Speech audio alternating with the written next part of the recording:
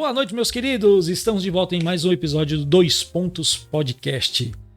Hoje a gente traz uma figura aqui fantástica, que é o Dr. Anderson. Mas antes de a gente começar a conversar com ele, eu quero mandar um abraço lá para Caian, da CS Loja de Bebidas. Muito obrigado, amigo, pelo vinho, pela água. Tá fantástico, tudo nos conformes, tá?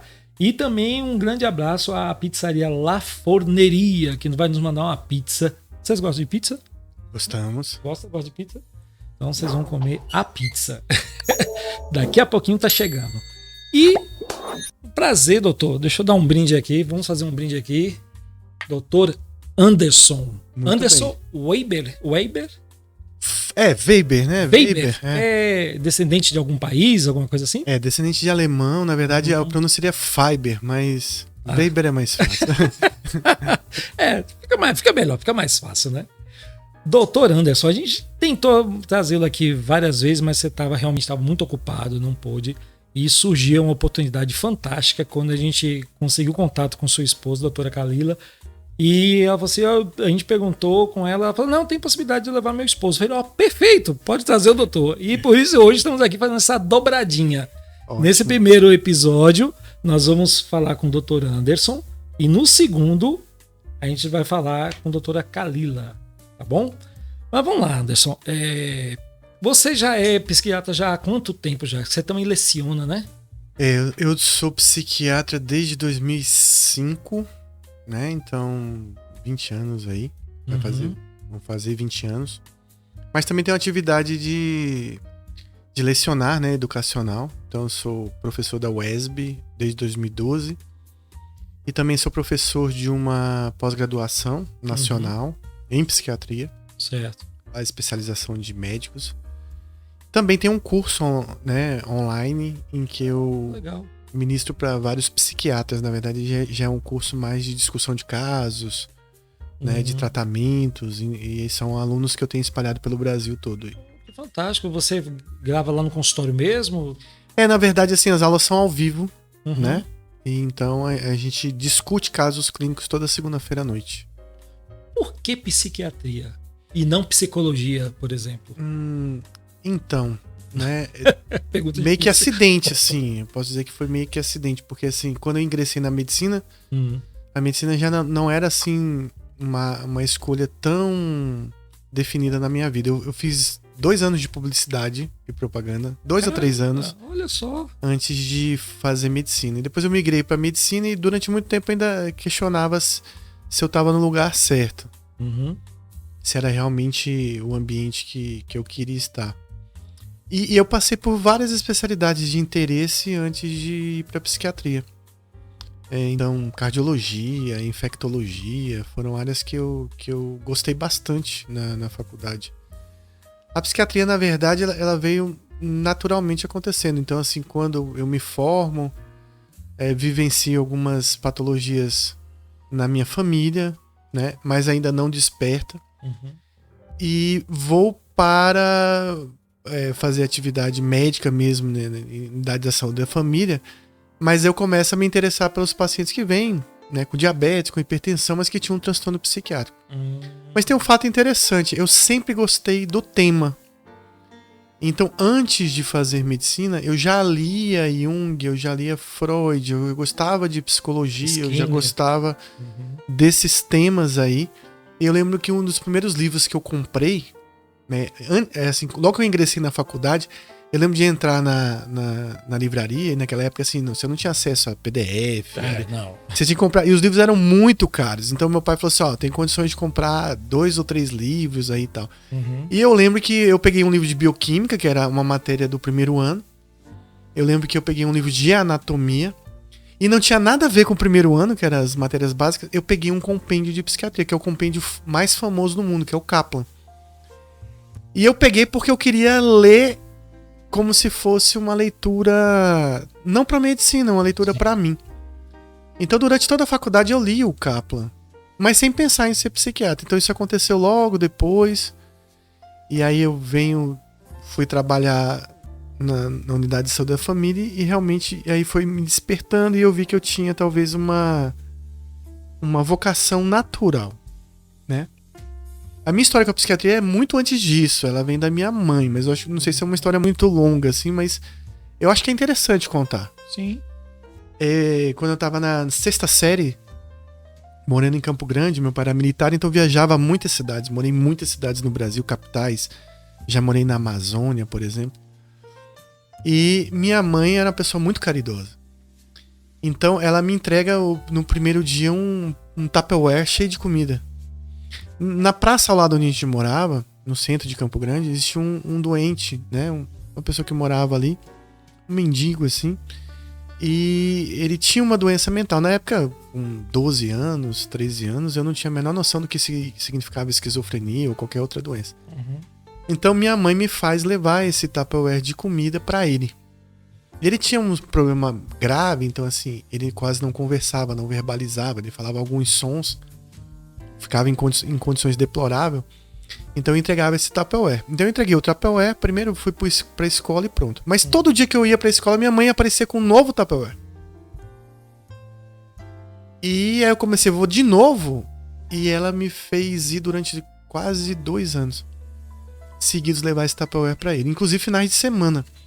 E era uma coisa muito ruim, porque assim, na época era ruim pra mim, porque eu adolescente, às vezes eu não o encontrava naquele dia na praça. E assim, eu tava com horário pra escola, então eu procurava, ele tava em outras praças, em outros locais. Então eu tinha que ir pra escola com o Tupperware cheio de comida, que acabava pegando cheiro na minha mochila, eu ficava escondendo aquilo nos livros e etc. No dia seguinte, quando eu ia entregar o Tupperware do dia, né? O que acontecia? Ele ficava extremamente agressivo comigo, porque eu não tinha entregado no dia anterior, ele já estava acostumado.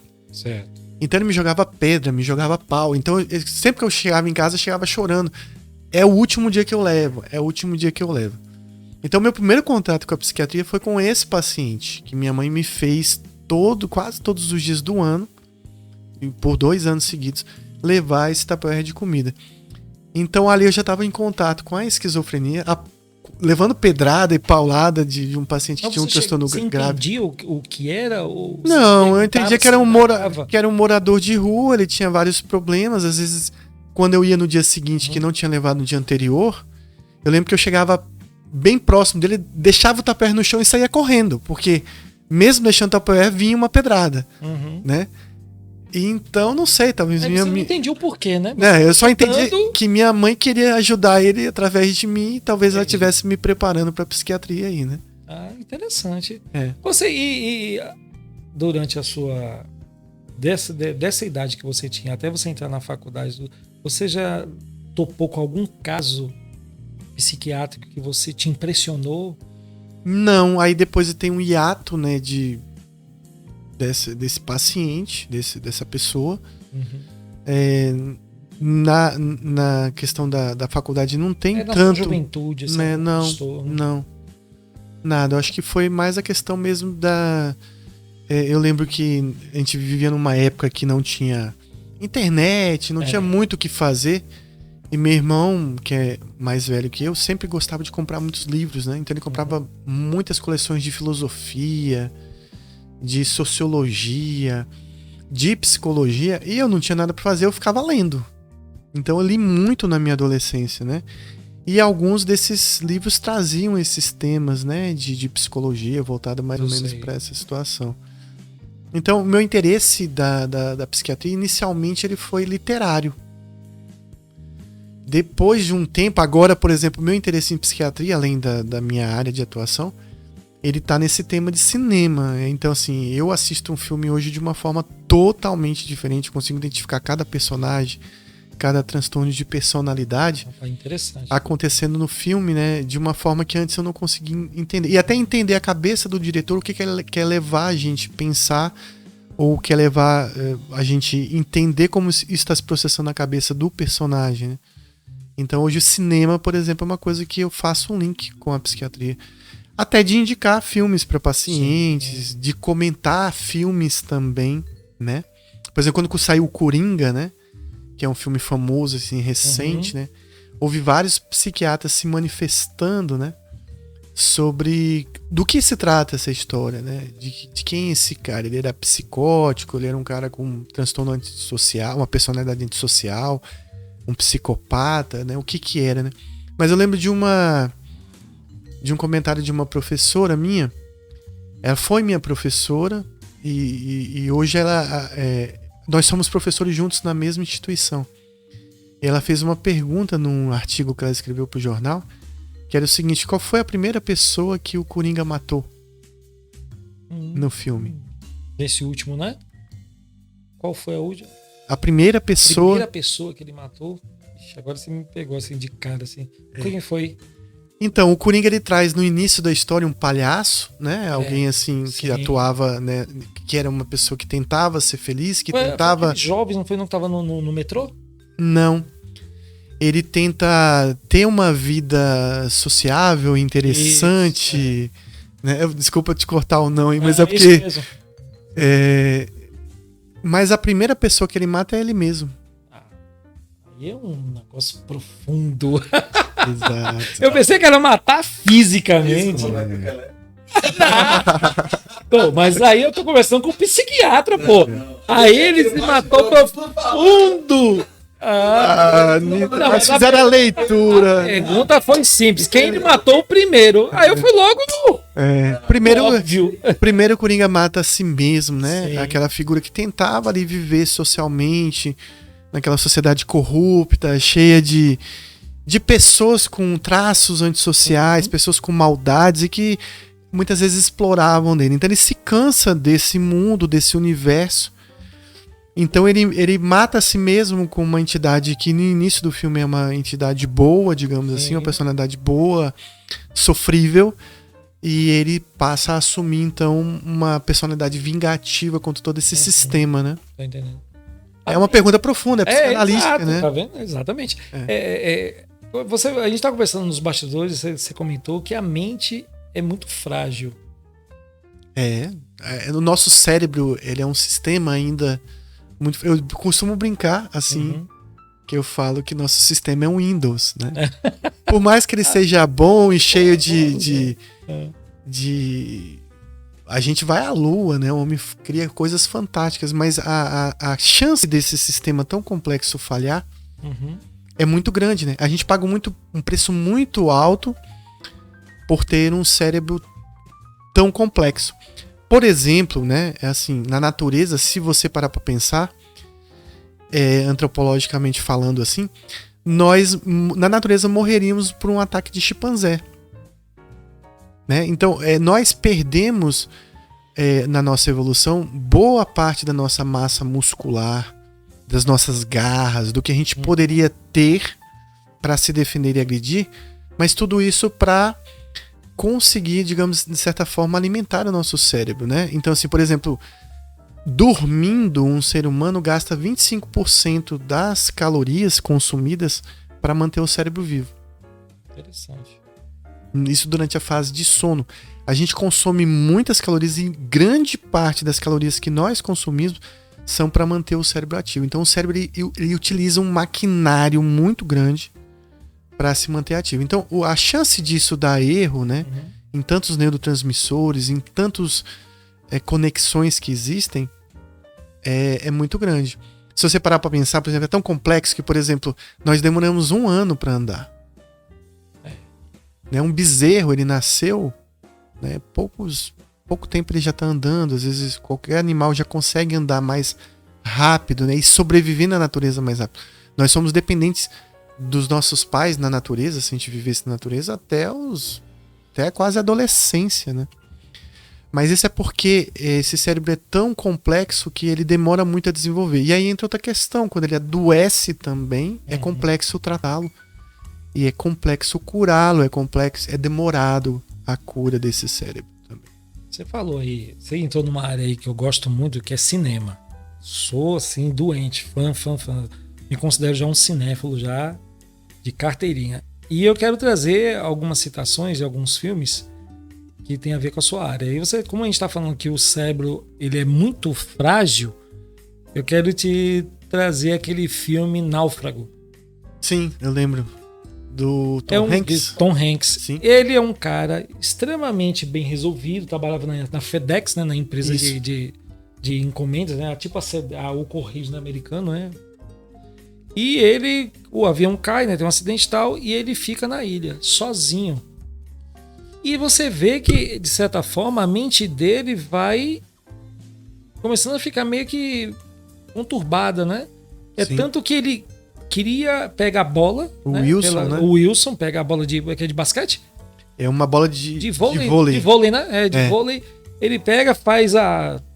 Sem querer, né? Que ele cria um amigo imaginário. Isso. É esse ponto que eu quero chegar. O ser humano, ele não consegue ficar sozinho por muito tempo?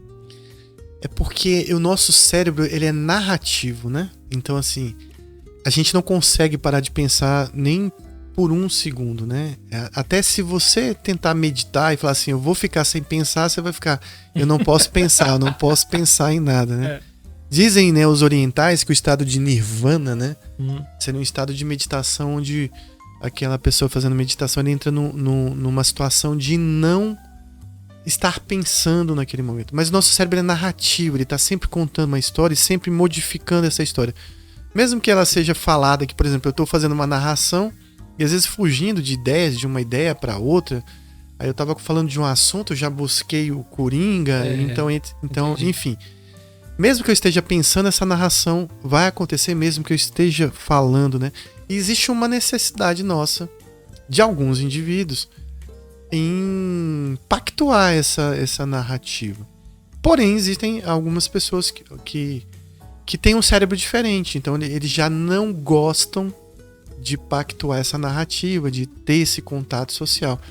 Por exemplo, existe uma personalidade chamada esquizoide, que seria um ermitão, uma pessoa que não quer o contato social, ele não faz questão, ele não gosta, não é nem uma questão de medo, de desconforto, é uma questão de opção, mesmo que ele não gosta do contato social. Mas o ser humano, ele foi feito, né? O cérebro humano, ele foi feito para o contato social, né? Então essa interação, né, com o outro, ela é fundamental para a nossa sobrevivência. E quando ela não existe, a gente pode pensar que talvez isso seja resultado de um transtorno. Por exemplo, estou falando do transtorno de personalidade esquizoide, mas, por exemplo, um autista tem grandes problemas nessa sociabilidade, na questão da comunicação. Então, você veja, é um transtorno muitas vezes severo, em que essa programação social, ela não está funcionando muito bem nesse cérebro. E a gente vê que ele quase fica louco, né? E depois, quando ele se recuperou e saiu da ilha, ele conseguiu voltar ao normal. Acho que é isso que você falou. E a questão de quando ele volta para a civilização, né? Volta para o convívio social, ele consegue...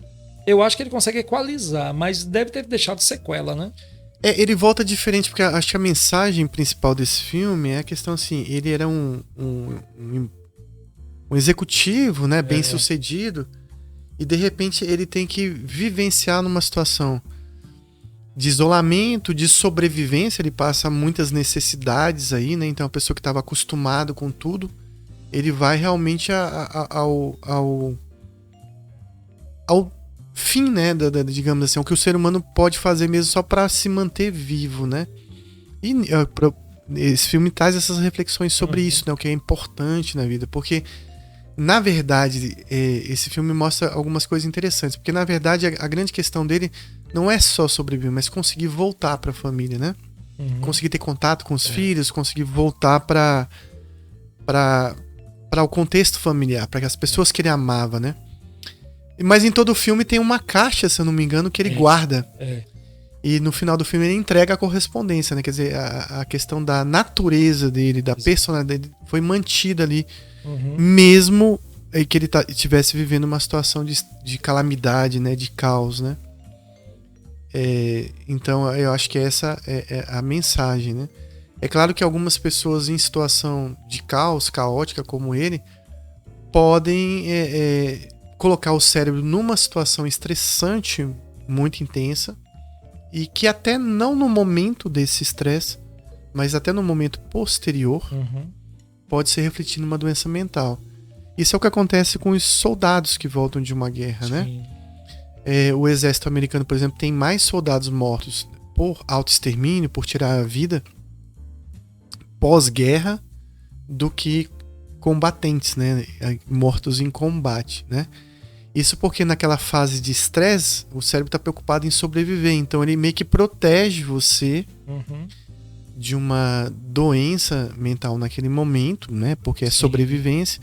Mas depois que está num ambiente seguro, todo aquele estressor, né? Toda aquela situação que colocou o cérebro a funcionar no limite, ele vai começar a aparecer esses erros, né? De funcionamento, de programação, digamos assim, no nosso sistema Windows, por ter sido levado a um limite. Você falou aí filme de guerra, eu lembrei de Resgate do Soldado Ryan. Logo aquele início, você se recorda? Sim, do desembarque. E tem uma cena que me marcou, que eu fiquei impressionado. Que foi, no meio daquele tiroteio, aparece um soldado. No meio ele parece que tá sem noção do que tá acontecendo. Ele fica procurando o braço dele. Você lembra dessa cena? Sim. E ele pega o braço dele e sai andando. Ele tá ali num estado de choque. É um estado que a gente chama de estado dissociativo, né? Sim. É como se a mente te colocasse num ambiente de stand-by ou até de assumir uma nova personalidade para lhe proteger do evento estressor que está acontecendo. Então, algumas pessoas, sob um estresse muito grande, elas não vão reagir com pânico, com medo, ou uma reação mais próxima do que a grande maioria da população. Elas vão dissociar nesse quadro, às vezes até assumindo uma personalidade diferente da que ela tem. E aí eu vou sugerir para você, não sei se você já assistiu, o filme K-Pax. Muito. Pronto, que é um caso de transtorno... Esse filme é fantástico. Transtorno dissociativo de identidade, que ele assume uma nova identidade para proteger a identidade que tinha passado por um estressor muito grande. No final, depois, não vamos dar spoiler, mas você me diz... Esse é um podcast, pessoal, de cinema. Ninguém tá falando de psiquiatria aqui. Psiquiatria no cinema. Mas psiquiatria é cinema. Inclusive tem vários livros, né? Psiquiatria e cinema. Tem vários autores que trabalham só comentando filmes, analisando, até do cunho de psiquiatria ou de cunho de psicanálise, né? Ou de psicologia, fazendo esse trabalho com filmes. Porque os filmes realmente trazem, né, um pouco dessa questão da natureza humana, né? Com alguns exageros, né? Talvez para ilustrar né, melhor para as pessoas, traz um pouco de exagero. Tipo como Uma Mente Brilhante, né, que a gente conversou, que tá bem novelizado ali, né? É porque as pessoas talvez não entenderiam que é uma alucinação auditiva, né?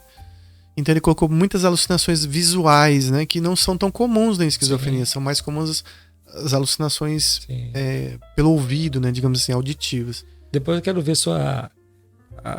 o seu diagnóstico do filme K-Pax no finalzinho. O que você achou que é aquele final ambíguo, né, que ele deixa?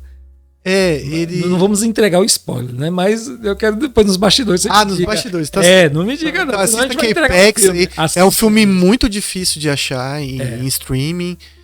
Mas eu acho que você vai achar no YouTube. É um dos filmes mais fantásticos, assim. O mais interessante de filme às vezes eu fico me perguntando, não é a questão do filme, da história, mas de como o roteirista, eu não sei, ele leu Kaplan, ele leu livros de psiquiatria, porque ele consegue, às vezes, traduzir de uma forma tão, né... Mas aí acho que faz parte da natureza humana, da vida humana, né? Psiquiatria é a vida humana, né? Como ela é, né? Eu não vou citar os filmes, mas assim, tem várias situações em que o ser humano, como você até comentou aí, diante do caos, a gente tem um dispositivo de defesa, talvez um instinto, que nos transforma quase em animais. A gente fica agressivo, não é isso? Então, aí vamos voltar para os filmes. Tem um filme claro. recente, né? E eu dando aula, eu já perguntei isso para vários alunos. Eu não assisti. Eu falei, então quando você assistir, eu falo. Certo. Então a gente pode vir no outro podcast, no próximo, para falar só de cinema, não falar de psiquiatria. Depois a gente faz um de música. Vamos, com certeza. Então, pessoal, tem um filme do Wagner Moura muito famoso, né? Que o recente agora Estado Civil. Guerra Civil. Né? Então, qual é a moral do filme, né? Eu não vou falar. Não vou falar, mas qual é a moral desse filme? Mas acho que você tocou num ponto parecido. Aí alguém vai pegar aí nas entrelinhas. Mas trabalha justamente com isso que eu falo. Se você fosse traduzir o filme no final, assim, com uma frase, né? A moral do filme. Sim. Acho que tem uma frase bem que define tudo ali. Interessante. Eu falo no bastidor pra ele, mas pra vocês só no próximo convite. Não, tranquilo. Deixa eu fazer uma perguntinha aqui. Eu separei umas perguntinhas aqui que eu acho que foi um reflexo dos últimos acontecimentos, né? Por exemplo, com a questão da pandemia. Uhum. Né? Quando teve a pandemia da Covid, de certa forma ela afetou a saúde mental de muitas pessoas, não é isso? Sim. Quais são as estratégias assim, que você recomendaria para lidar com esse tipo de problema psicológico que pode ter sido o mental, né? Que a Covid pode ter deixado? Tanto a Covid, não só o vírus, né? Sim. Atuando sobre o cérebro, e a gente vê pessoas com sequelas de memória, de atenção, algumas até desenvolvendo doenças que não tinham antes. Mas eu acho que o mundo... Fobias, né? O mundo todo foi colocado numa situação de caos, né? De extremo, né? Até, assim, quem não sentiu isso é que eu considero que não tenha alguma, ou uma defesa muito grande, ou de repente até um comportamento atípico para a situação. Mas todos nós ficamos preocupados com filhos, com parentes, né? E com nós mesmos, nós da área médica, então, e da área de saúde, né? Todos os profissionais foram colocados numa situação extrema, né? Quem trabalha em hospital viu coisas assim que a população não tem noção do que a gente via, né, nos corredores, nas enfermarias. Por exemplo, a minha enfermaria de psiquiatria era assim caótico, porque assim, quem que usa máscara em surto? Ninguém, né? Então eu lembro assim quando na primeira fase que a gente não sabia se ia ter UTI para você, que eu chegava na enfermaria, que eu abri o portão que eu entrei, tinha um paciente em surto, ele tava com muita raiva de estar internado, então ele tava cuspindo em todo mundo de propósito, né? Bicho. Então, por mais que ele tivesse paramentado, né, ele passava saliva nas grades pra dizer, vou contaminar todo mundo, e ele tava com Covid. Ele tava muito revoltado, né? Então eu pensei assim, eu vou ser um dos primeiros a pegar, né? E por incrível que pareça, até acho que por proteção divina, eu peguei 1 ano depois, mesmo frequentando a enfermaria, onde assim poucos pacientes tinham a noção de que precisava desses cuidados, né, de usar máscara, de lavar as mãos. E eu lembro de várias vezes a enfermaria toda estar contaminada, todos os pacientes ao mesmo tempo, e a gente está entrando ali trabalhando. Então isso foi muito estressante. Então isso gerou muita ansiedade, casos de depressão, que a gente viu principalmente depois da pandemia, porque como eu falei, né, no momento de estresse, o cérebro libera uma grande quantidade de cortisol, então isso acaba protegendo você, de certa forma, de uma doença mental. Mas depois da pandemia é que é quando a coisa bate, né? Quando o sangue esfria é que a coisa bate. Você falou aí da questão de depressão. Existe diferença entre depressão e tristeza temporária? Sim, tem uma diferença, né? Assim, a gente chama assim... prazo, a gente chama de depressão e luto, né? Porque assim, a palavra luto, ela vem representar geralmente o luto por perda de uma pessoa, né? De morte de uma pessoa, né? Mas existem vários tipos de luto, né? Quando você, por exemplo, perde um pet, quando você perde um emprego, quando você perde um relacionamento, né? Quando você perde financeiramente, ou quando você até adoece, perde sua funcionalidade, você está vivenciando aí um luto. E esse luto ele vai gerar vários sintomas parecidos com depressão, né? Desânimo, tristeza, choro. Mas volta, né? Depois de um tempo. Então, esse luto não pode se prolongar e ele não pode trazer um prejuízo nas atividades do indivíduo de forma muito intensa. Então, se a gente percebe, por exemplo, uma depressão, ela pode aparecer no momento realmente real de luto de uma pessoa. Certo. Mas como a gente diferencia? Por exemplo, alguém perdeu alguém importante, em poucas semanas ele está tentando um autoextermínio, tirar a vida, por exemplo. Não é típico de um luto, né? Então, ali a gente tem que entender que talvez esse luto tenha sido o gatilho para uma doença mental. E às vezes a transição desse luto esperado ou algo habitual ou normal da humanidade, essa transição para um processo de doença, às vezes é muito difícil. A gente tá no limiar entre as duas coisas, a gente fica medico ou não medico.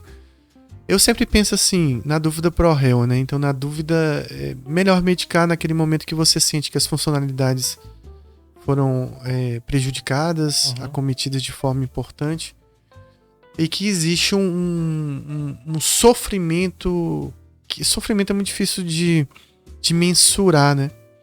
Basta a gente ver numa emergência de hospital, né? Todo mundo é emergência, então às vezes a pessoa tá com furúnculo, para ele é uma emergência, às vezes a pessoa chega infartando e ali realmente está diante de uma emergência real. Mas para quem está com dor ou sofrimento, é meio difícil dele entender que talvez existam sofrimentos maiores. Então mensurar sofrimento é difícil, mas mensurar prejuízo funcional, né, funcionalidade, trabalho, socialização, nível acadêmico, isso a gente, nível até de físico, digamos assim, a gente consegue mensurar de forma melhor. Muita gente não sabe a diferença entre psicologia e psiquiatria, né? Assim, inclusive os pais, né, de cada um. Exato. Assim, mas o que a gente pode classificar de alguma forma é que, a depender do caso, a psicologia pode ser aplicada e não precisando da psiquiatria. Pode. Não existe nada que seja totalmente virtual, digamos assim, em termos de função cerebral.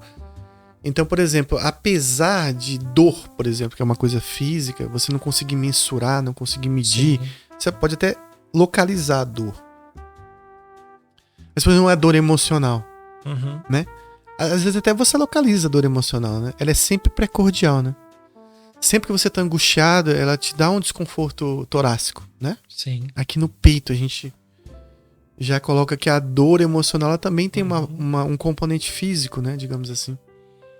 Você acaba somatizando. Então, assim, todo sofrimento, ele é um processamento cerebral.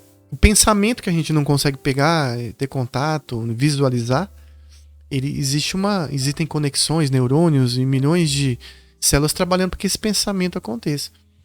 Então, o sofrimento psicológico ele tem uma base orgânica, que é essa base do cérebro, né?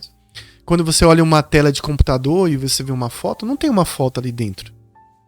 Existem códigos e códigos que montam imagens coloridas na tela do computador que te dá uma foto. Mas por trás disso existe toda uma codificação, um monte de sistemas funcionando para gerar essa foto.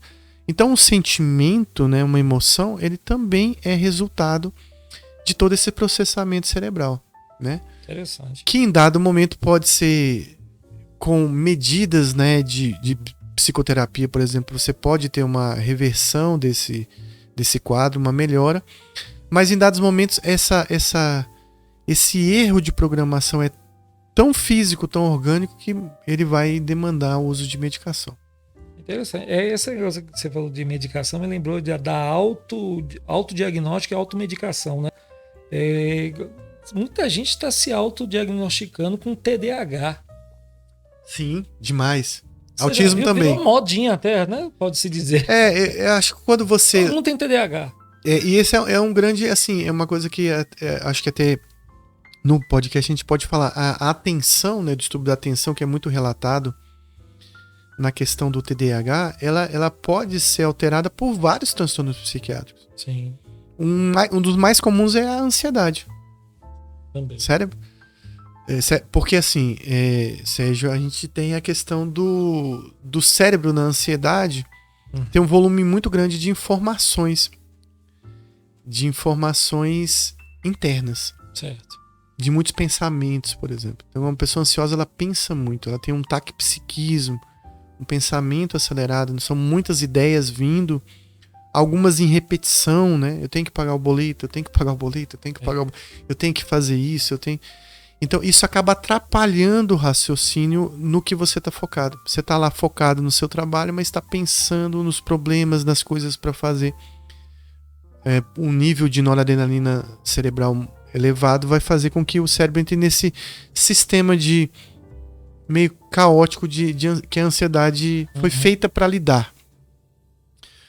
Uma outra questão é da procrastinação, né? Muita gente fala assim, eu procrastino muito e aí eu tenho TDAH. Mas assim, a procrastinação ela vem muitas vezes de autodisciplina. Por exemplo, a pessoa, eu tô estudando para um concurso e eu tô tendo dificuldade, não entendo o texto de português. Mas a pessoa, assim, nunca leu, não tem o hábito de sentar várias horas para estudar e resolve estudar para um concurso. O que acontece? Você do dia pra noite não fala você maratonista. A pessoa que nunca correu vai... Então a procrastinação, ela, por exemplo, pode vir uma questão de disciplina. A própria ansiedade provoca muita procrastinação, porque a pessoa... O cérebro vai tentar se afastar daquilo que gera ansiedade. Estudar, trabalho, gera ansiedade. Então o cérebro vai procurar procrastinar para que você não fique envolvido em algo que te dá ansiedade. Isso é porque assim, às vezes realmente existe o TDAH e que é realmente pode-se dizer que é uma doença, uma síndrome? Em psiquiatria evita-se muito o termo doença, porque Sim. A gente já tem a questão de uma psicofobia, né?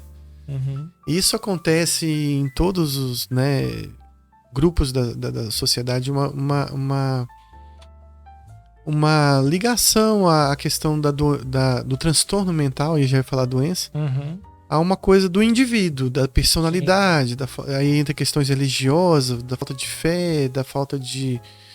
Então sempre tem essa questão, né, de um preconceito muito grande com o transtorno mental. Então a gente utiliza mais a palavra transtorno, desordem, né, que viria uma palavra de inglês, justamente para evitar esse preconceito maior. Você falou da questão do boleto e tal aí.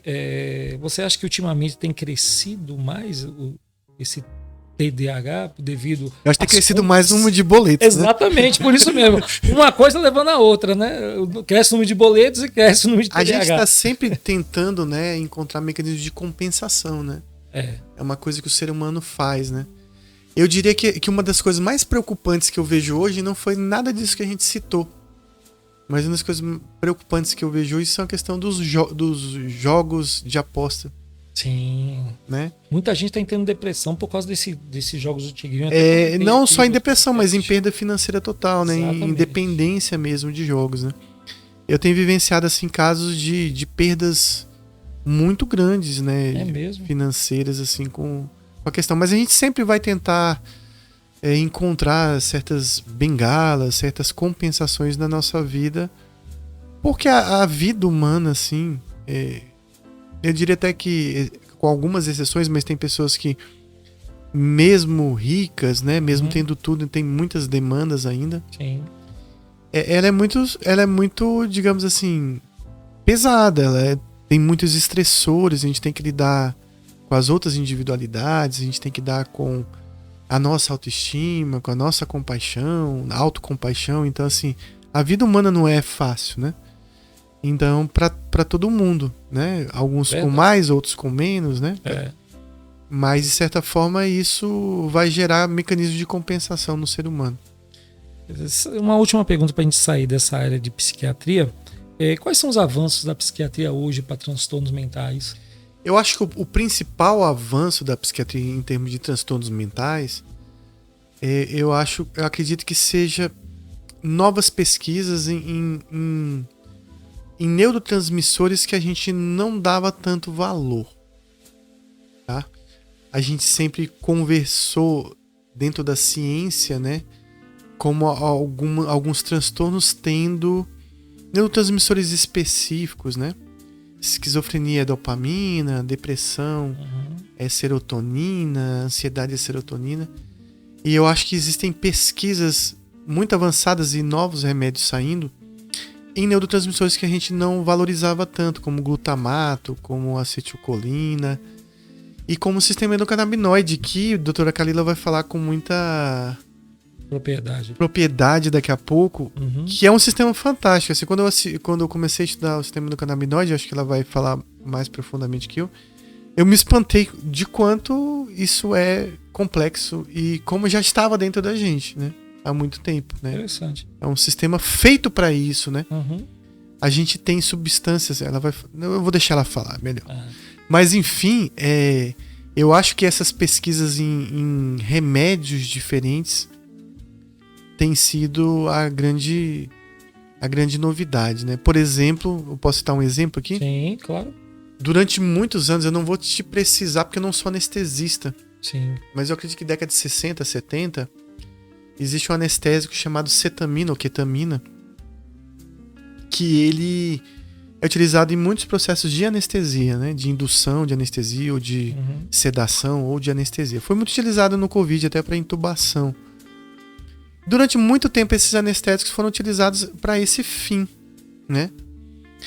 E descobriu-se que a ketamina, isso é uma descoberta recente, numa subdose, numa dose bem abaixo do que causaria uma anestesia numa pessoa, é um dos mais potentes antidepressivos que existe. E é talvez o único remédio com efeito imediato para uma pessoa que está pensando em autoextermínio ou pensando em se matar. É mesmo? Sim. Com uma redução de 60% dessa ideia já na primeira aplicação. E não é numa dose de anestesista. Não é a dose que o anestesista usa. Agora, quem descobriu essa dose, né, se foi acidental... Porque as pessoas, por exemplo, as pessoas que têm depressão, se elas forem anestesiadas com ketamina na dose habitual, elas vão sair da cirurgia, da anestesia, com a depressão como estava. Mas se ele usar isso numa dose muito pequena, bem diferente da dose de anestesia, o resultado vai ser completamente diferente. Você falou aí dessa uma vacina, uma medicação, né? Sim. Que foi descoberta sem querer, né? Para depressão, né? Que é isso? Isso. Me lembrou agora essa nova que tá tendo, que o pessoal tá emagrecendo. Isso. Essa Ozempic, né? Ozempic. Que era para diabetes, não é isso? Sim. É para diabetes, não é isso? Mas ele tá fazendo com que as pessoas emagreçam. Sim. Só que isso não leva a algum transtorno mental à pessoa, porque assim, nós temos prazer em comer. Eu sempre ouvi dizer que quem fazia a cirurgia, ela acabava entrando numa depressão, entrando numa tristeza, porque não conseguia comer mais, né? De certa forma, emagrecia, não conseguia comer e acaba ficando meio para baixo, meio triste. Tem isso mesmo, doutor Anderson? Existe um grande... Existem vários estudos, né, mostrando assim que a cirurgia bariátrica, o paciente que faz cirurgia bariátrica, ele pode ter o desenvolvimento de transtornos mentais, né, depois da cirurgia, por várias razões, né? Uma das razões é quando o paciente, por exemplo, não faz toda a reposição de vitaminas, de nutrientes que tem. Mas a questão também da compulsão, né? Se ele já tinha um transtorno antes de compulsão alimentar. Porque muitas vezes isso vai ser canalizado para uma outra coisa. Então, por exemplo, é comum, né, que um paciente... Comum não, mas pode acontecer que um paciente que tenha feito cirurgia bariátrica, por exemplo, desenvolva dependências que não tinha. Antes a dependência era comer, né, digamos assim, uma compulsão pela alimentação. E agora com o estômago pequeno ele não consegue realizar isso, então ele começa a desenvolver outras compulsões. Então por isso que o paciente ele precisa de um acompanhamento pré-cirurgia. Ninguém está aqui querendo dizer que a cirurgia deve ser condenada, não, porque são casos específicos em que casos isolados, né? Em que realmente a obesidade pode causar até a morte do paciente, né? Mas existe um acompanhamento pré-cirurgia e um acompanhamento que deve ser mantido pós-cirurgia. Então o paciente deve ser preparado para viver sem esse comer prazeroso que você citou aí. Porque vai ser um luto, né? Vai ser a perda de um dos grandes prazeres da vida. Você ir numa churrascaria, por exemplo, né? Exatamente. Né? Ou comer nossa pizza daqui a pouco. Então isso vai implicar, né, numa pessoa que já tinha, né, uma compulsão por isso, numa perda muito grande. Até o pessoal que é chocólatra, né? Sim. Agora, saindo da psiquiatria, o que não te deixa maluco? O que você faz nas horas vagas? Eu ouvi dizer que você é baixista, joga basquete. Eu toquei, né, durante muito tempo em várias bandas, né? Basicamente meu ciclo de amizade, ele tá envolvido na música. Um dos meus melhores amigos são envolvidos com música. né? Apesar de que hoje eu já não toco muito, raramente eu faço uma apresentação e não tenho me envolvido tanto.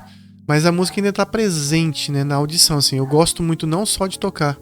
Eu comecei a tocar por gostar de ouvir música. Então, uma das coisas que eu faço, além de assistir muito filme, que eu citei, é a questão de ouvir muita música, de ficar também meio que pesquisando sobre música, ou pesquisando sobre coisas.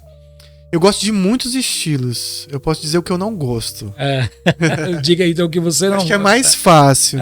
O que você não gosta? Assim, eu valorizo muito na música a questão da construção da melodia. Então, eu gosto, apesar de que hoje várias variedades de músicas têm bons músicos, mas a construção da música pra mim é muito importante. Então, nesse aspecto, eu gosto muito de MPB, por exemplo. Sim. Né?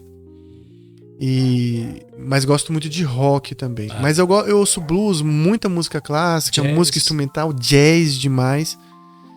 E uma coisa que eu valorizo muito na música e que isso me prende muito como os filmes é a questão da letra, da composição da letra, né? Da poesia que tem naquela letra. E aí eu vejo muita psiquiatria, né? Você vai ver Caetano, Gil, Djavan, sei lá, Djavan, então, assim, é bem metafórico, né?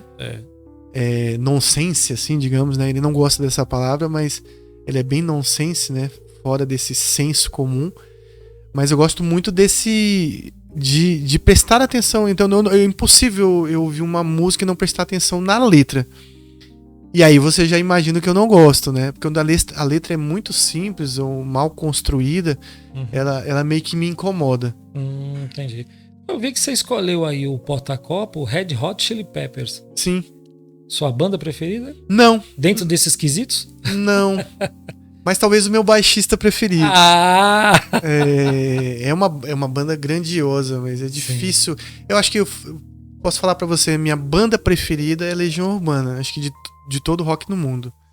E aí você fala assim, por quê, né? Renato Russo era um cara... Renato Russo e Cazuza. A letra de Renato Russo é muita mensagem, né? É muita coisa, né? Muita coisa pra absorver. Sabe o que eu acho lindo na maioria das... As músicas são fantásticas, mas na maioria dos CDs dele da época que eu gostava eram os instrumentais. Sim. Simples, mas, né? Eu gosto de música meio melancólica. Sim. Os autores, né, de música, eles trazem muito da sua vida, né? Alguns imaginam um personagem, mas ele traz muito E Renato Russo, ele traz a vida dele a todas as músicas que ele faz. Um livro aberto, né? E é um cara que viveu intensamente, né? Teve vários problemas, né, de cunho psicológico, enfim. Então ele traz toda essa carga, né? Cazuza também. Cazuza também. Então não dá pra ouvir Legião só por ouvir. Você tem que prestar atenção na letra e aí isso te toca. Mesmo que em boa parte seja melancólico, né? Mas em boa parte também ele consegue trazer outras mensagens que são bem legais. A gente vai fazer um episódio. Vou deixar aqui gravado para deixar já garantido aqui a presença do doutor. Vamos fazer um episódio, um podcast só sobre cinema. Vou chamar você, vou chamar Chau. Conheço demais. Chau adora filme dos anos 80, principalmente de terror também. Ele gosta pra caramba. Então a gente vai fazer aqui. Chau é um artista que eu já toquei. Ele, inclusive, Chau, cadê a música que eu te dei que você ficou de gravar? A dona tá ali do lado. Não, inclusive ele tem essa questão de letra profunda também, aos autorais dele. Bem essa pegada que você falou do Legião. O Renato, ele gosta de pegar uma coisa bem profunda, às vezes sentimental dele, uma fase que ele tá passando. Ele exterioriza bastante nas letras dele. Sim, sim. Eu conheço bastante o trabalho de Chau. Doutor, muito obrigado. Um prazer enorme.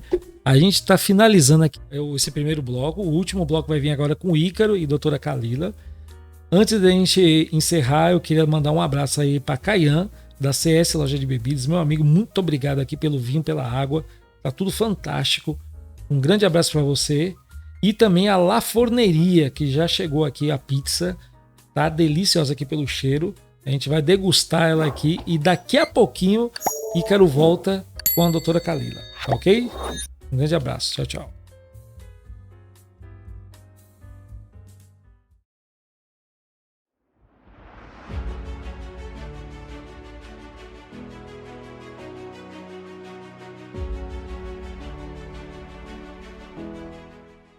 Após um período junino de 2024 movimentado, onde a CS esteve presente em diversos eventos, decidimos estender os nossos serviços para eventos privados de grande magnitude, a exemplo de formaturas, casamentos, aniversários, entre outros. E assim surgiu a CS+.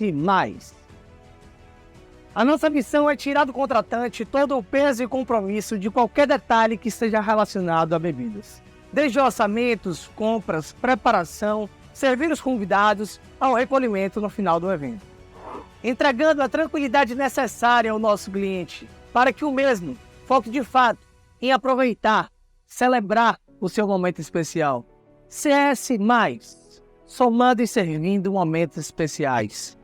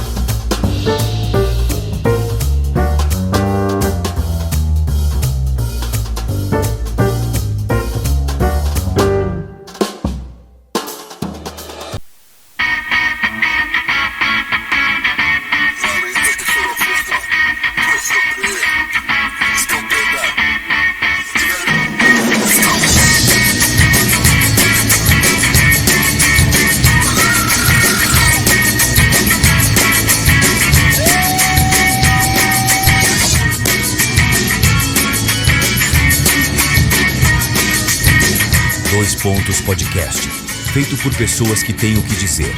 Toda sexta, às 19 horas, em nosso canal do YouTube. Inscreva-se.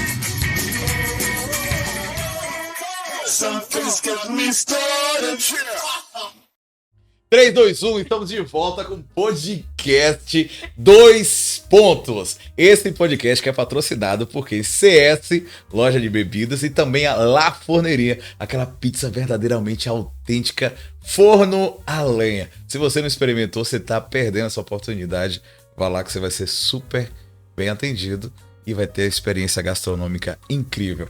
Neste segundo bloco, vamos quebrar preconceitos. Ó, se você tá cheio de conceitos aí, me entenda que vamos falar de algo muito interessante. E eu acredito que o Sérgio Costa aqui também tem bastante interesse nesse assunto, né?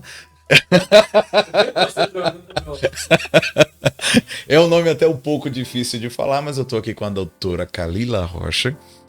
É Rocha, né? Muito bem, que vai contar pra gente sobre o que é a medicina endocannabinoide. Endocannabinoide. Se você não sabe, dá um Google aí e começa a pesquisar para que você possa ter esse acesso, mas é algo que voltado a uma medicina mais natural? Na verdade, conta. A medicina endocannabinoide, ela abrange, né, um sistema que a gente tem no nosso corpo, que é um sistema muito pouco estudado na faculdade, nas aulas tradicionais, e também muito pouco estudado enquanto estudante mesmo, acadêmico de medicina. Sim. E foi um sistema, inclusive, que eu descobri prestes a me formar ou logo depois de me formar, porque isso nunca foi abordado na minha faculdade. Mas é um sistema que ele conecta e ele é um maestro de todos os outros sistemas do nosso corpo. E apesar de a gente ter ele também é observado, né? Ele também é obtido através de plantas, mas todo remédio que a gente tem, ele é industrializado, né? Então, para além de vir de uma planta, ele passa por um processo de industrialização, ele passa por um processo de fabricação, de comercialização, que é muito importante para que a gente saiba o que a gente tem naquele frasquinho, o que a gente vai consumir, o que a gente vai obter de produto final. Então, ele é extraído de uma planta que vem da natureza, mas ele passa por todo esse processo de industrialização e de comercialização, que é muito importante para que a gente saiba o que a gente está consumindo. Então, ele é natural, vem de uma planta, mas ele é um remédio. E como um remédio, ele tem suas indicações, suas contraindicações e tem todos todas complicações que podem acarretar, né, de qualquer remédio, né? Mas aí vem de qual planta? Então, o cannabis, ele vem da cannabis, né? O cannabis sativa, a famosa seria... maconha. Ok. Ele vem da maconha. Vem da maconha, é uma planta bem popular, conhecida, muito para fins recreacionais, mas ela tem esse poder farmacológico bem abrangente. Nós estamos brincando aqui sobre ser vindo da maconha, mas realmente ela tem revolucionado, né? Porque tem ajudado muito no tratamento de bastante pessoas. Isso. Na verdade, é um tratamento que, por mais que seja conversado ultimamente de forma recente, mas é um tratamento que já é estudado há muito tempo. Então, desde a década de 40, quando a gente teve... Sério? Quando a gente teve o descobrimento, né? O isolamento das moléculas de CBD, de THC pelo Rafael Mechoulam, que é um químico israelense. A gente vem estudando os efeitos dessas substâncias no nosso corpo. Mas por que ela é tão recente? Porque ela foi liberada, pelo menos aqui no Brasil, para fins farmacológicos há pouco tempo. Mas a gente já sabe de todas, a gente já vem estudando todas essas propriedades há muito tempo. E, inclusive, a gente estava falando aqui no backstage dos brisadeiros, né? Dos famosos brisadeiros. O que fica no bastidor, quando é contado, fica no bastidor. Poxa, desculpa, pessoal. Ok, mas pode falar. Mas a forma do... Em off, é que o Sérgio queria provar. A forma que esse pesquisador achou de ver os efeitos do THC nas pessoas foi convidando um grupo de amigos e pedindo para a mulher dele fazer um bolo com o THC. Caramba! E aí ele fez esse bolo com THC, deu para algumas pessoas o bolo com THC, para outras ele deu um bolo de chocolate normal. E ele observou em cada um, ele não comeu o bolo, né? Lógico. Mas ele observou em cada um dos amigos dele qual é a reação que cada um ia ter. Um ficou triste, outro ficou com sono, outro ficou sorrindo, outro ficou comendo as paredes, queria comer o bolo inteiro, ele não deixou. Mas foi uma forma que ele utilizou para descobrir os efeitos de cada uma dessas drogas, cada uma dessas substâncias no corpo da pessoa. E aí, além dele, a gente teve outro pesquisador brasileiro, o Elizardo Carlini, e ele foi um pesquisador que trabalhou junto com o Mechoulam nesses artigos, nesses trabalhos, nessas pesquisas, que foram extremamente importantes para o que a gente sabe hoje, que ainda é pouco, porque a gente foi privado de estudar sobre esse assunto aqui no Brasil por conta da falta de permissão desses estudos, mas que já é bastante para a gente ter noção de mais ou menos como as coisas funcionam. Para que serve? Anderson estava falando antes, né, que quando ele começou a estudar o sistema do canabinoide, ele ficou assim, meu Deus, quanta coisa, né? Porque é extremamente complexo. É um sistema que a gente tem no nosso próprio corpo, então não é só extraído da maconha. A gente tem o nosso próprio sistema endocannabinoide e ele é como se fosse um maestro mesmo de vários outros sistemas, seja o sistema nervoso central, o sistema límbico, o sistema imunológico, o sistema cardiovascular. Então ele maestra ali, ele regula todos os outros sistemas.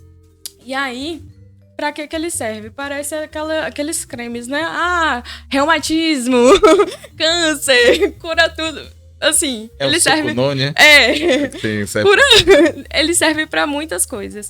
Mas de evidência científica mesmo, que a gente tem respaldado, ele serve para as epilepsias refratárias. Por exemplo, a síndrome de Dravet.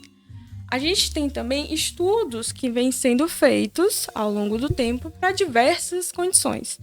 Depressão, ansiedade, dor crônica, para o próprio uso de substâncias, para insônia. Então, ele serve para diversas condições. Dor no esporte, dor oncológica. Então, ele vem sendo estudado para várias coisas, para esses remédios que curam tudo. Mas de evidência científica robusta que a gente tem são para as epilepsias refratárias. Para insônia também? Para insônia também. Eu imagino minha mãe usando. Ela tem problema de insônia. Mas realmente você tem evidências que tem comprovado que tem uma melhora nos pacientes? Tem uma melhora. Que hoje você já está clinicando, né? Isso. Já... Os pacientes que te procuram geralmente são com que tipo de... São várias condições, né? Exemplos. Então, tem ansiosos, tem pessoas ansiosas, tem pessoas que são tabagistas e estão procurando parar de fumar, tem pessoas que têm depressão, tem pessoas... Calma aí. Imagina que um tabagista, que ele queira parar de fumar, ele pode te procurar e ele pode conseguir através da endocannabis. Parece que eu tô falando até outro nome aqui. Outra língua. Ele consegue, através dessas medicações, sanar esse vício? Olha, o que pode levar uma pessoa a fumar? A ansiedade dela. Certo. Que pode fazer com que ela fume pra sanar aquela ansiedade que ela tem, porque a nicotina é um excelente ansiolítico. E também o vício, né? Acaba que ele usa aquilo como válvula de escape, vai usando, se torna um hábito e também acaba ficando viciado. O que a gente pode tentar trabalhar nessas pessoas que usam o cigarro? A parte da ansiedade. Porque o vício da nicotina a gente não vai conseguir sanar com outra substância. A gente vai ter que sanar com uma substância semelhante, que age daquela forma, né? Com a nicotina. Então, ela pode ajudar a pessoa a diminuir a quantidade de cigarro, melhorar a carga tabágica, mas não necessariamente a pessoa vai parar de fumar para todo sempre e da primeira vez que eu tomei o óleo, parei com tudo. Não. Ela pode ajudar nesse processo. O óleo, ele é para passar na pele, é injetável? Como é que é? A gente tem diversas formulações de uso da cannabis, né? Do canabidiol, do canabigerol. A gente tem diversos elementos e diversas formulações. O que a gente mais vê aqui no Brasil são os óleos, que são óleos sublinguais. Sim. E você toma aquele óleo.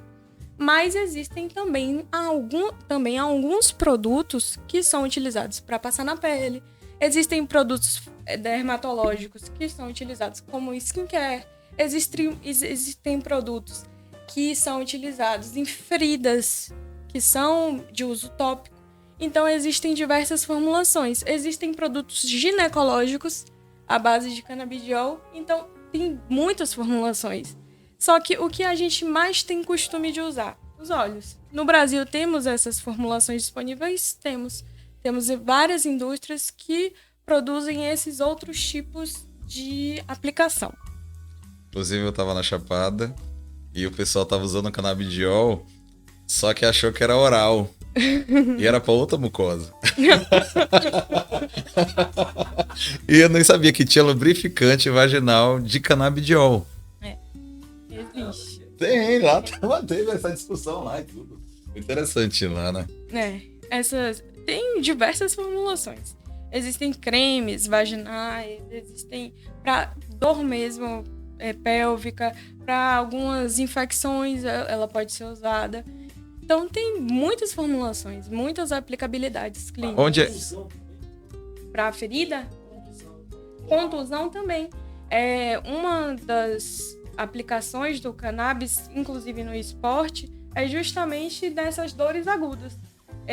O canabidiol, o sistema atuando de forma equilibrada, ele é um sistema que ajuda muito na anti-inflamação. Então, ele melhora tanto uma dor crônica como aquela dor aguda que o paciente tombou, bateu. Então, ele pode usar um tratamento tópico para melhorar a dor naquele momento. E onde as pessoas conseguem comprar? Na farmácia. Farmácia comum? Na farmácia comum. Tem um mano ano, mais ou menos, 2 anos, que a gente já tem na farmácia comum mesmo, nas maiores farmácias aqui em Jequié, né? A gente tem na própria farmácia. A gente pode fazer utilizar das receitas amarela e azul, depender da concentração de THC naquela formulação, porque o THC, que é a substância que mais vai causar dependência, né? E a substância mais me fala, polêmica, a mais polêmica, mas que também é uma substância que tem diversas aplicabilidades clínicas. E aí, a depender da concentração de THC em cada frasquinho, você vai passar o azul ou a amarela. E a gente tem 2 portarias que vão regulamentar o consumo da cannabis pela Anvisa, né? Sim. É 327 e 660, se eu não me engano. Mas essas portarias, elas regulamentam. Uma vai regulamentar a compra da cannabis diretamente na farmácia, que é o que a gente tem mais acesso. E uma vai regulamentar a importação dessa cannabis de outros países. E aí, a gente também preenche uma receita, mas uma receita branca normal, envia geralmente para um representante de uma distribuidora e a gente importa esse produto através do próprio site do governo e da Anvisa mesmo. E a pessoa tem acesso a esses produtos. Interessante. A medicina ela é muito vasta e muito ampla. Uhum. O que te fez se encantar por essa área? Muitas coisas. Do cannabis? Sim. Porque você é especialista nisso, né? Sim. E é o que você pretende realmente seguir nessa linha? Eu acho que vai ser uma complementação do que eu realmente pretendo seguir na minha linha. Certo. Porque o que eu sou de fato apaixonada é a psiquiatria. Casal de doido. Um casal de doido. Eu sou alucinada pela psiquiatria.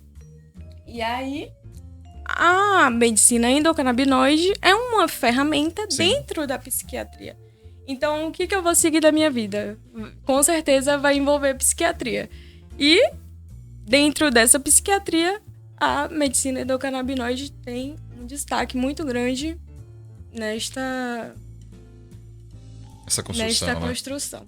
Me conta, então, há um efeito também sobre a mente do ser humano? Com certeza. Dentre as substâncias, a gente pode falar do THC, né? Sim. Essa molécula mais polêmica, ela vai causar alguns efeitos psicotrópicos mesmo, né? Ela pode causar alguns efeitos até alucinógenos, a depender da dose. E ela causa uma alteração na mente do ser humano. Mas ela também é uma molécula extremamente eficaz na insônia, nas dores. Nas dores. E, consequentemente, né, essas condições, elas também interferem na mente das pessoas. Mas me conta, o que é que te faz encantar, então, pela psiquiatria? Você fala que seu olho chega brilhou. O que me encanta é o psiquiatra. Vai que você está apaixonada pelo psiquiatra e não pela... A gente vive um eterno clarambô. Ok. Não é aquele negócio daquele complexo, né? Que você apaixona pelo bandido. É isso mesmo, mais ou menos. É de Estocolmo, isso. Mas me conta, o que é que você fez se encantar por essa parte da psiquiatria? Mas assim, o que me encantou de fato na psiquiatria... na verdade, quando eu tava na faculdade, no começo da faculdade, eu nem sabia o que era psiquiatria. Eu nem sabia que era uma especialidade, não sabia o que era. Aí eu cheguei no meio da faculdade e me deparo com um professor maluco. Foi seu professor? Foi. Tá, só pra saber. E aí eu falei, nossa, que assunto interessante, que tema interessante. Nunca mais eu parei. Porque assim, além de ser uma disciplina extremamente envolvente, sim, a psiquiatria no curso da UESB, que foi o que eu fiz, ela tem grande... Ela tem grande importância, porque, assim, eu não posso ser tendenciosa, né? Mas Anderson é o professor que a gente vê o ano inteiro. Aí ele bota a psiquiatria lá no 3º ano, o ano inteiro. É o professor que a gente mais tem contato no curso. Não tem outro professor que eu lembre, assim, que eu tive um contato tão grande como ele, porque ele faz uma imersão no assunto. Literalmente. Literalmente. Eu não quero se mencionar, não, obrigado. Mas é literal mesmo, você fica louco porque a prova dele também é terrível. É a pior prova do curso também. Agora eu acho interessante assim, minha irmã, quando ela estava no internato, Uhum. ela se apaixonou pela psiquiatria. Porém, ela sentia muito uma carga, um peso, principalmente de alguns pacientes, né? Quando ela estava lá, teve caso de estupro, entre outras coisas. E essa carga, você acha que você absorve isso? Como é que funciona? Como é que você consegue liberar, né? Porque assim como um psiquiatra que ele recebe, ele também, como é que você trata isso aí? Olha, tem alguns pacientes que realmente você fica ali, que você acaba levando o trabalho para sua casa, né? Que você demora de esquecer, que você fica ali pensando e repensando naquele caso. Tem algumas vezes que isso acontece, mas eu acho que com tanta coisa que a gente vê, pelo menos no meu caso, com tanta coisa que eu vejo, acaba que aquilo se torna cotidiano.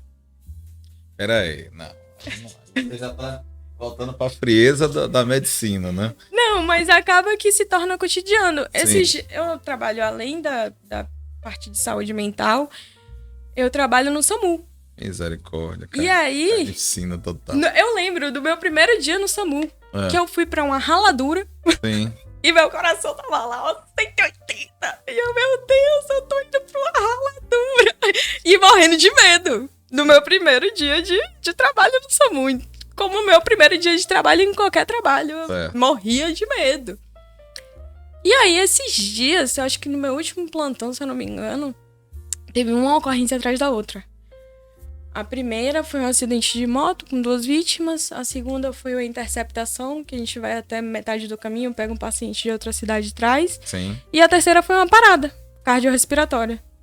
E aí eu falei até com o Anderson, eu falei... Essa parada foi onde? Foi... Manoel Vitorino, não? Não. Não é que aconteceu um caso recente aqui. Acontece com... É raro, mas acontece com frequência uma parada em outra cidade pra você ir atender. Entendedores entenderão. Eu te falo porque assim, minha irmã, ela dá plantão em Boa Nova, e aí ela trouxe um paciente agora recente, até Manoel Vitorino, e ele daqui veio pro Prado, pelo SAMU. Aí eu falei, já pensou se foi coincidência que foi? Só que ele morreu no meio do caminho. Ou ele morreu já no hospital, né? E ela fica muito arrasada ainda quando acontece isso. Aí o que aconteceu? Eu fui nessa parada e aí eu falei com o Anderson. Falei, mô, tô ficando estranha. Olha. Eu falei assim, mô, eu tô muito estranha. Ele falou, por quê? Eu falei, meu coração não acelerou. Eu fiquei assim, gente, o que tá acontecendo? Porque eu tava lá numa parada, a pessoa tava parada, eu cheguei, já estavam socorrendo ela, outra equipe da ambulância. Aí eu cheguei, fiz o que tinha que fazer, ela já estava em parada há algum tempo, sendo socorrida pela outra equipe. Já tinha um prognóstico muito ruim, a gente ainda continuou algum tempo, mas parou, infelizmente a gente não conseguiu trazer ela de volta, mas eu cheguei ali, fiz o que eu tinha que fazer, segui o protocolo que tinha na minha cabeça, que é o que a gente segue. Sim. E pronto. Então esse dia eu cheguei pra ele foi me ver justamente depois dessa ocorrência, e eu falei, eu tô estranha. Ele falou que foi, meu coração não acelerou. Então acaba que quando você vê tanta coisa, acaba que você vai ficando meio cético. Não é que você fica sem coração, mas você começa a ficar estranho. Você começa a ficar meio estranho. Então você acha que você hoje não consegue absorver muita coisa? Você se blindou de alguma maneira? Eu acho que eu me blindei de várias maneiras. Lógico, tem os pacientes que marcam muito. No SAMU, inclusive, eu lembro de alguns pacientes que me marcaram bastante, mas de forma geral, eu não absorvo tanto, mas algumas coisas que a gente costuma ver com muita frequência no dia a dia. Essa parte do SAMU você enxerga como propósito também, como missão? Eu acho, assim, eu sempre, quando eu tava na faculdade, eu adorava, né? Uma emergência. Quando você é estudante, você gosta um pouquinho do caos, porque é assim que você acaba aprendendo, né? Sim. Depois que eu formei, eu queria mais paz e tranquilidade, mas, assim, eu não esperava que eu fosse trabalhar no SAMU, mas depois que eu entrei lá, foi uma paixão que se desenvolveu no meu coração que hoje eu vejo que é um propósito. Hoje eu ainda tenho dificuldade de assumir algumas coisas que a gente acaba fazendo para ajudar o próximo, mas hoje eu vejo, assim, quantos casos que eu já peguei, quantas coisas que eu já fiz que já ajudaram várias pessoas. Então, hoje eu vejo que é um grande propósito na minha vida. E é fundamental essa experiência que eu tenho lá pro meu crescimento profissional. Sim, você pega todo tipo de caso, né? Todo tipo de caso, inclusive raladuras. E a infração de segundos você tem que tomar uma decisão, né? É. E infração de segundos que você decide ali, né? O que vai acontecer. Não, você não decide. Mas que você... encaminha. Sim. E até por isso você tem que paciente. estar com a mente blindada também pra isso, né? Acaba que você tem que estar muito preparado. Muitos médicos precisam passar pelo psiquiatra? Você acha que? Eu acho que sim. Eu tava vendo um estudo interessante, né? Foi ontem sobre a questão de médicos que saem da faculdade particular devendo 1 milhão. E aí tem que sair que nem um louco pra poder trabalhar. Imagina como é que fica o emocional, né? É puxado, assim. Se você for parar pra pensar no dinheiro, não vale a pena você... Se for um propósito... Tá. Se for um propósito, isso é o meu sonho. Sim. Eu vou fazer porque, né, é o meu sonho, é minha realização pessoal, profissional. Ok, mete a cara, vai, se joga. Mas se você for parar pra pensar no dinheiro, não vale a pena. Porque o dinheiro que você juntaria durante um curso de medicina de 6 anos ou mais, né? Você fala particular. Particular. Sim. No caso, o dinheiro que você Sim, juntaria durante esses 6 anos pagando de faculdade, aluguel, transporte sim. e as necessidades básicas, você juntaria uma grana legal para você viver depois desses 6 anos da renda do que você juntou. E ganhando até mais do que um recém-formado. Então, financeiramente, não compensa. Hoje em dia, mais não compensa você... Hoje na academia tinha uma enfermeira. Aí ela falei, rapaz, você tem que colocar a raiva pra poder treinar. Ela tava treinando muito fofa. Eu falei com ela, pense no salário do médico e pense no seu. Lembra quanto custa seu plantão e quanto custa um plantão de um médico? Aí ela ficou... Ainda... Infelizmente, ainda é uma realidade, né? Uma triste realidade, porque todos os profissionais de saúde... Eu vejo isso muito, muito claramente, assim, em qualquer área de saúde, mas no SAMU eu vejo claramente como os outros profissionais são desvalorizados. Nós também, médicos, somos extremamente desvalorizados no SAMU. Mas o quão eles são muito mais desvalorizados do que a gente. Então, é triste. É cômico, mas é trágico. Agora, interessante, né? Que dentro do Brasil, a gente pode até questionar um pouco da questão da medicina, mas a gente está muito mais avançado que outros países. Eu estava conversando com a mulher da Angola, ela é brasileira, mas ela está na Angola. Se você nos assistir, Dri, um cheiro para você. E ela falando que ela não faz algumas coisas lá por medo de se machucar porque lá a medicina é ruim. Minha irmã mora na Angola. Sério? Sério. Quem sabe não se conhece. Pois é.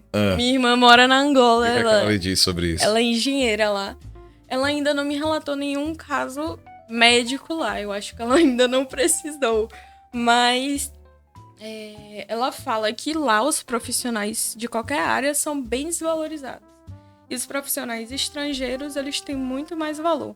Ela não me falou ainda nenhuma questão médica, mas Ela volta e meia tá aqui no Brasil, então quando ela vem, ela faz tudo que tem que fazer comigo. É isso mesmo.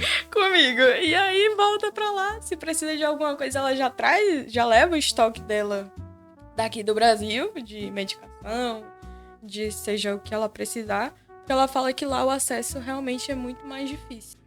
É interessante isso, mas agora eu queria saber um pouco mais, voltando para o que você está se especializando, entrando também na psiquiatria, mas tem uma pergunta aqui da nossa audiência, que é a diferença entre THC e canabidiol. O canabidiol... Nossa audiência pode mandar mais perguntas se quiser.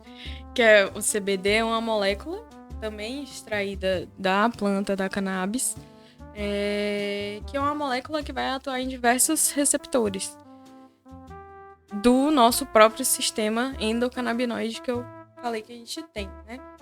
E o THC já é uma molécula diferente, ela é uma molécula mais psicotrópica, é a molécula da planta que causa mais dependência e também tem alguns efeitos muito bons no nosso corpo. Mas basicamente são moléculas diferentes, extraídas de uma mesma planta. Uma que não causa esses efeitos psicotrópicos nem alucinógenos, que é o CBD.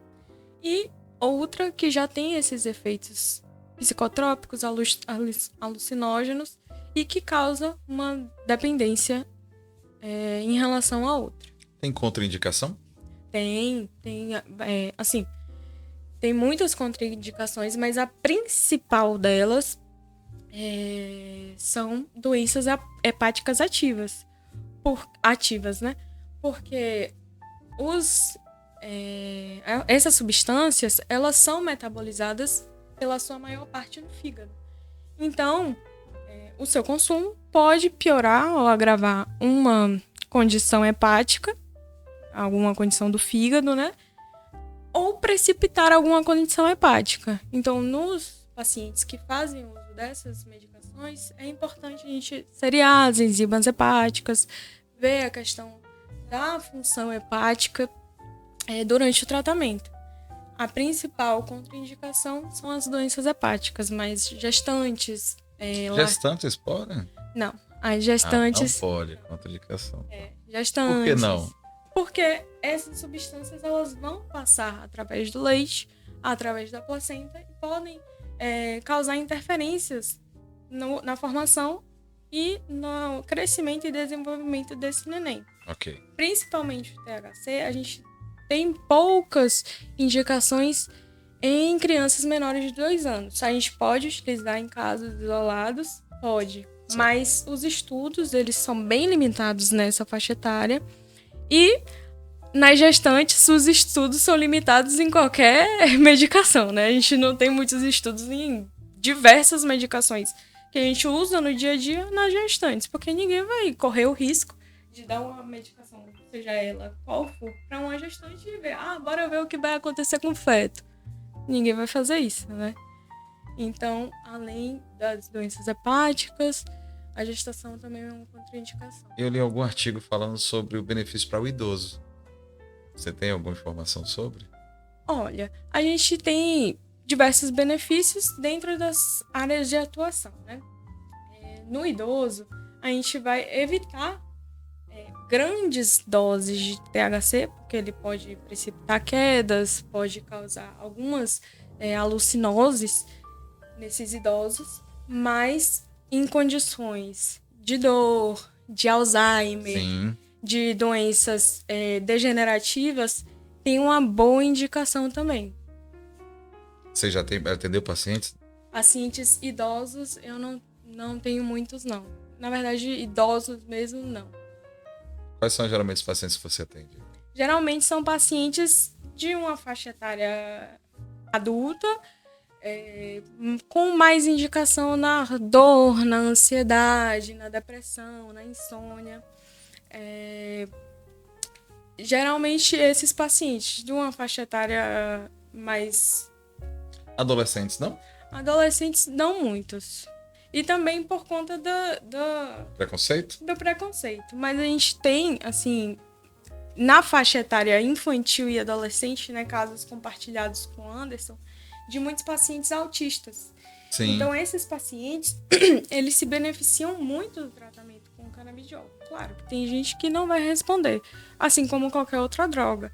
Mas, na faixa etária infantil, que a gente tem alguns pacientes, e adolescente, né? A gente atende muitos pacientes autistas que utilizam e se beneficiam do canabidiol. E com a questão do autismo, né, que tem crescido bastante, e com essa oportunidade desse novo tratamento também, isso é muito importante. É um novo, velho tratamento que é extremamente... Novo, mas aqui, né? É. E quantos anos foi liberado? Tem 2 anos que foi liberado. Nossa, é muito recente. Muito recente mesmo. Muito recente. Mas assim, esse uso já acontecia de forma off-label, né? Há mais tempo. Mas com a liberação tem muito pouco tempo. Então, a gente tem pouco tempo de estudos propriamente ditos aqui no Brasil e pouco tempo de atuação de fato nesse ramo da medicina. Tem pessoas que te procuram lá para uso recreativo? Conta, fala a verdade aí. Não pode mentir, não. Tem muitas pessoas que elas acabam procurando tratamento justamente para melhorar essa questão do uso recreativo. Que além de todas as outras indicações, uma das indicações é justamente tentar diminuir esse uso recreativo, inalado, né? Que a gente costuma ver. Então as pessoas que usam de uma forma recreativa também te procuram para diminuir o consumo? Ah, você pode ir lá, Sérgio.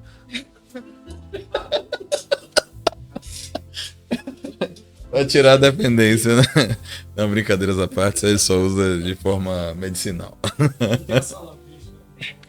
É porque a agência publicitária, você sabe, né? Que toda agência de publicidade tem a sala verde, que é para uso de esses psicotrópicos de forma recreativa. Se você quiser conhecer, é no primeiro andar aqui, a segunda sala à esquerda. Temos a nossa sala verde aqui na S Costa. Certinho, né? Tá vendo aí? A gente tem que conhecer para poder não usar. Se você tá se sentindo meio que tá com ansiedade, depressão, é indicado? Com certeza. Mas... Ou seja, a população inteira. Dá uma passadinha lá que a gente conversa. Você vai ficar rico então com ela, porque ela vai... Conta. Mas tem essa alta que você tava falando. Não, a gente tem alta. Assim, existem muitos pacientes que são refratários ao Eu tratamento. tava olhando, peraí, eu olhei na clínica, ela já tá com, acho que é 7 psiquiatras. Tudo bem? É muita gente, né? Bastante gente. Porque ele fez assim... Tem os discípulos de Anderson, né? Não, mas então eu falo ele dessa faz. questão desse tratamento, dessa evolução. Sim. Então, a gente tem vários pacientes que são muito refratários, que O que seria refratário? eles não respondem a medicações convencionais, a tratamentos bem estabelecidos, que eles tomam diversos medicamentos e mesmo assim a resposta é muito pequena ao tratamento. Então são pacientes graves e refratários ao tratamento cotidiano, né? E existem muitos pacientes assim, que às vezes eles podem precisar de medicação ad eterno, mas existem aqueles pacientes que sabe? Que você chega no consultório e fala, tô bem, tô ótimo, bora começar a desmamar. E quando você termina aquele tratamento que você fala assim, hoje a gente vai parar. E que pare e ele fica bem, é extremamente gratificante. É muito bom quando você consegue ter esse resultado e ver aquele paciente bem, ver que você conseguiu junto com ele recuperar o bem-estar, a alegria, a funcionalidade daquele paciente. Então, isso que é o mais gratificante na psiquiatria. Além do paciente, ver como você conseguiu ajudar aquela família também. Porque a família... Perfeito, isso aí. A família, ela sofre muito com o paciente psiquiátrico, né? Não, psiquiátrico doido, esquizofrênico, não. Um paciente depressivo, um paciente com ideação suicida, um paciente com toque grave, um paciente com diversas das condições psiquiátricas que a gente tem que influenciam diretamente naquela família. Então, você conseguir contribuir para o paciente e para aquela família é extremamente gratificante. Então, teve um paciente que eu peguei ele teve um surto psicótico. E aí tinha, acho que 3 meses que ele estava tendo surto psicótico. Você não lembra, não? Chamava Sérgio, né? Sérgio. E aí a gente começou a medicação. Pra gente considerar que o paciente é esquizofrênico, a gente tem que ter uma psicose. A gente tem que ter uma psicose por mais de 6 meses, né? Né, Anderson Fábio? E aí esse paciente não tinha esses 6 meses ainda, ele tava lá pelos seus 3 meses.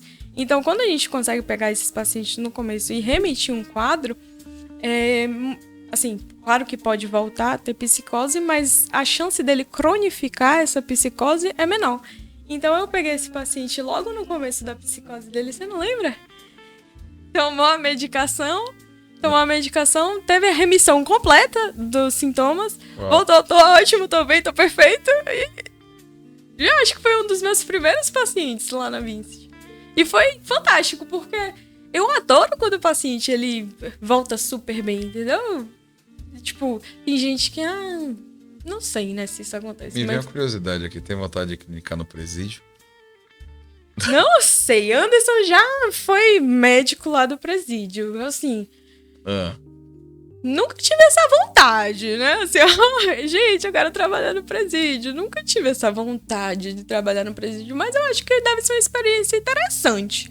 Deve ter muitos casos lá psiquiátricos, porque acho que pra pessoa ser presa, ela tem que ter um quezinho ali na personalidade antissocial, talvez, mas... Assim, nunca tive vontade, mas se fosse pra trabalhar, eu acho que eu trabalharia tranquilo. Mas a pessoa que ela tem autoextermínio, né? Como identificar? Será que a família consegue identificar de alguma forma? Porque tem muitos que eles conseguem disfarçar muito bem, né?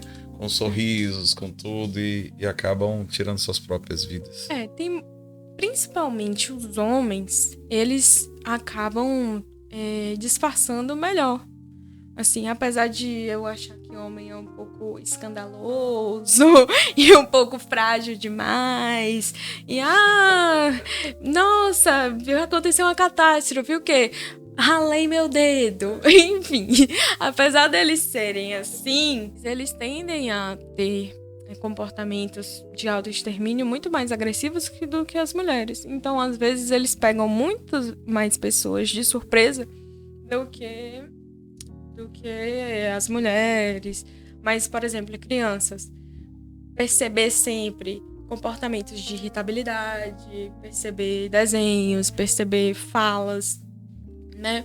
Em adultos, perceber também um certo isolamento social, falas também, atitudes, comportamentos. Então, você tem que sempre estar em alerta. Aquela pessoa que eu convivo todo dia tá diferente? Por que ela tá diferente? Ela tá diferente há muito tempo? Por que ela tá assim? Então é sempre importante a gente olhar pro outro, né? Principalmente aquelas pessoas de maior convivência no nosso dia a dia e notar se ela teve alguma mudança no comportamento dela, se ela anda mais cabisbaixa, né?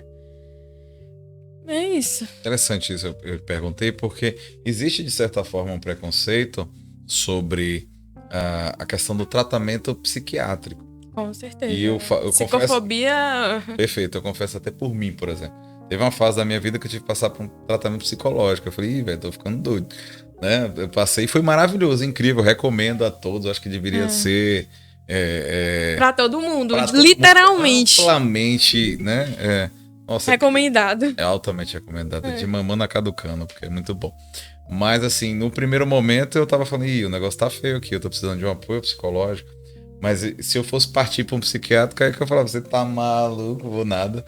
Então, é um preconceito, talvez até meu, e eu acredito que de grande parte da população. Como podemos quebrar isso?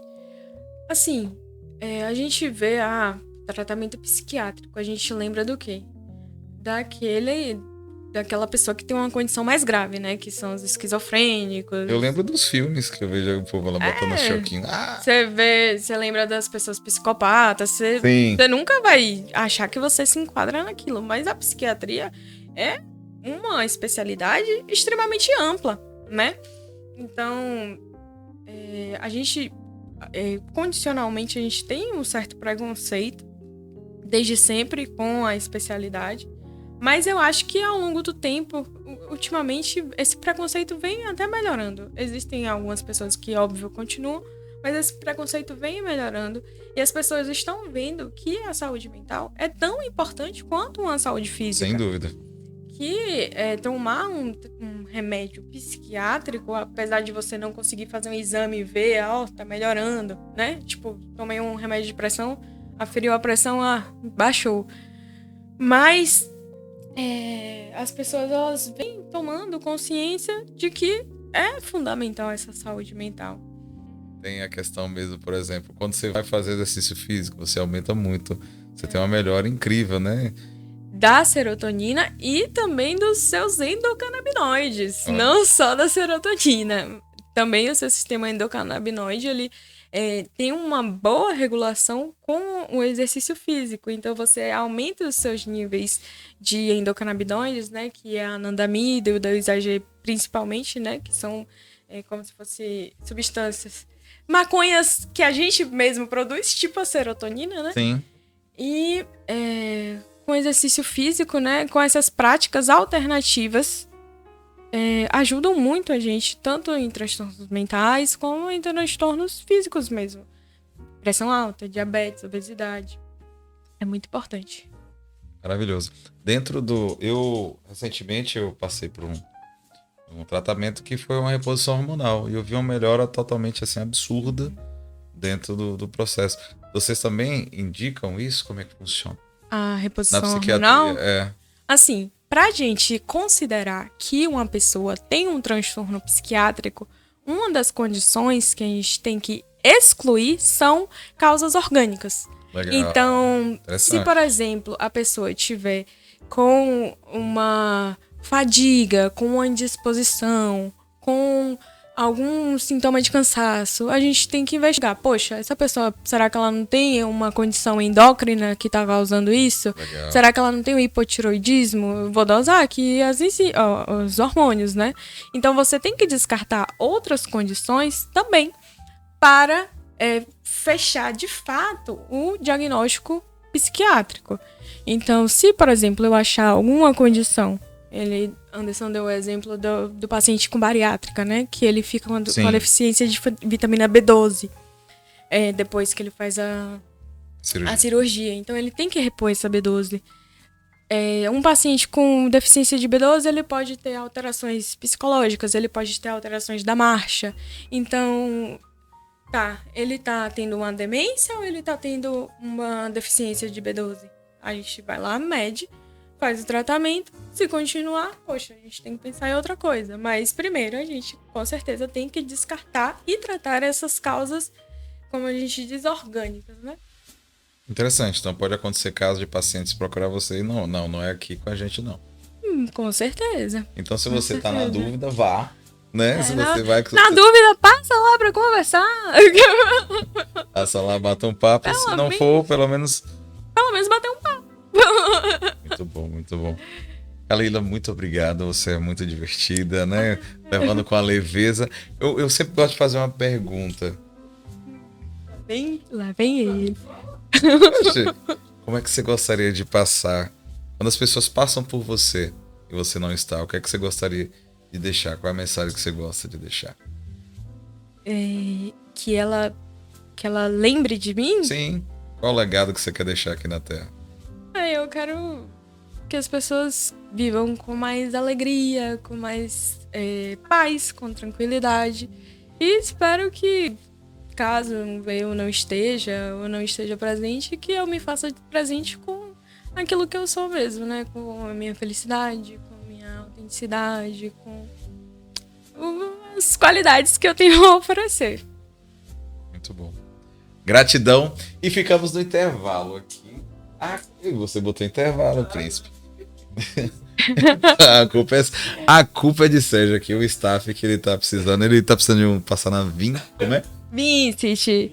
Na Avenida Rio Branco, número 98. Sérgio vai passar lá, gente. Você vai ver que vai ter trabalhos bem psicodélicos depois desse... Mas, olha, que podcast interessante e até de utilidade pública. Porque aqui falamos de uma maneira cômica, lúdica, mas também de muita importância. De um tratamento que é revolucionário através do endocanabidiol. Aprendi, tá vendo? Ok. E também sobre a questão da psiquiatria e também da emergência, né? Porque você está nesse processo transitório, onde tem aprendido bastante e feito a diferença. Acredito que vai fazer uma diferença aqui, não só na nossa sociedade, mas Brasil e mundo afora. Gratidão. Eu sou Ícaro Lobão. Esse foi o podcast 2 Pontos. Lembrando que temos os melhores patrocinadores, que é a Loja de Bebidas CS do Caian e também a La Forneria, aquela pizzazinha gostosa pra você comer à noite. Forno a lenha. E também eu vou acrescentar um patrocinador aqui, que é a Tela Viva. A Tela Viva é aquele telão que fica ali na Praça Luiz Viana, passando e divulgando todas as suas empresas. Quem sabe a Vincent não vai estar lá também. Mas divulgando para que mais de 10 mil inserções por dia. Não fique sem divulgar seu negócio. Quem não é visto não é lembrado. Tela Viva é uma empresa do grupo S. Costa. Tchau!